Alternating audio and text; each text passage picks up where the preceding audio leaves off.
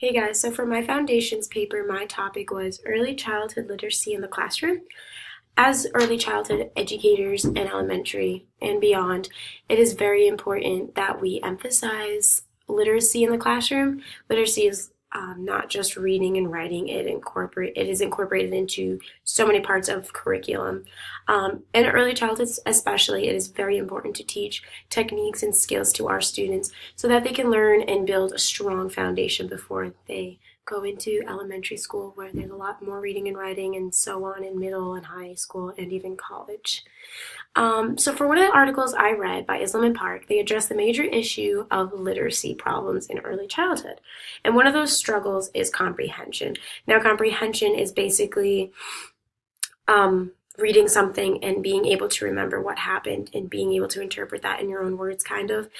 They state that early years are critical in improving reading comprehension. Now, for any good teacher, this would really concern them because they're going to be super nervous about trying to provide that good experience of reading comprehension for their students. And teachers can use a variety of strategies to make sure they are meeting these needs to help their students, such as modeling by reading aloud to their students. This really shows the students that, yes, I need to learn how to read as a student, but being able to listen to other teachers and other adults be able to read is super encouraging to kids, and it's good for them to be able to hear someone read fluently. Something else you can do as an educator to help your students build comprehension skills is asking developmentally appropriate questions. And so developmentally appropriate questions are basically just questions that fit within their development levels. So if they're in kindergarten and they're reading a story about, I don't know, say they're reading a math story, and this little bunny decides that he wants 3 carrots and he gets 3 more. Yes, it is appropriate to ask your student, what's 3 plus 3? But going further into more in-depth math complexities is probably not the best idea and probably not developmentally appropriate. And one last thing teachers can do, and then there's plenty of other opportunities and experiences teachers can provide, but one thing is to provide a variety of different books for your students. Don't just give them one style of stories like, oh, we're just going to have a theme. Yes, it is good to have themes in the classroom, but it is also really well to meet the styles and different variety that our students bring to our classroom. Another article that I read talked about the social emotional literacy in the classroom.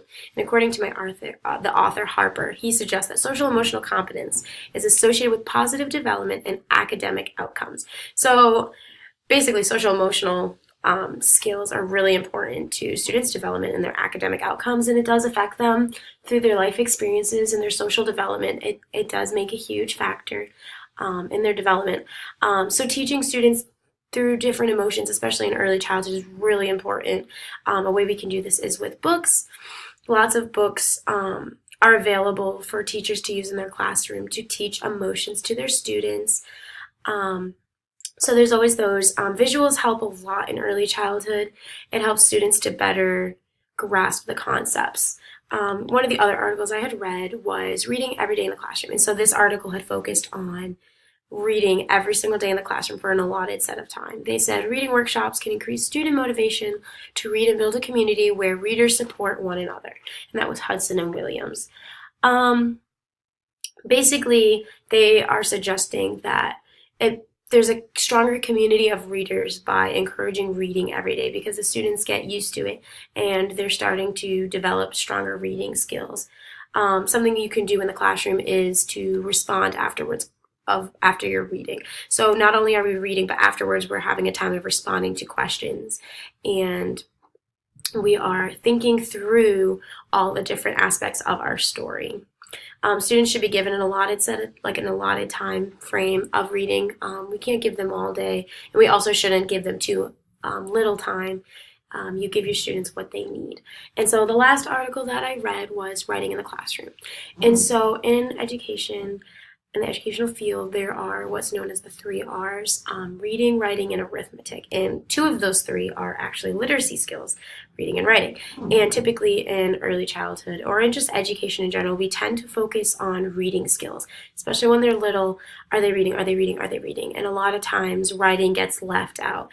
And according to the authors of this article, they said children who were poor writers in first grade are highly likely to remain poor writers at the end of fourth grade.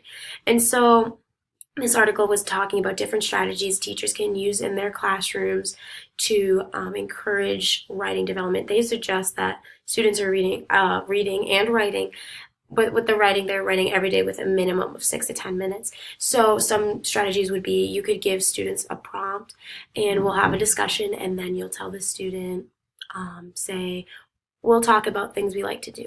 And so one of the writing prompts will be, what's something you like to do on your day off of school? And so the students will have to sit down, collect their thoughts, and go through the very simplified in early childhood education years is just a simplified writing process. And so I hope this was encouraging and helpful to you all, and here are my references.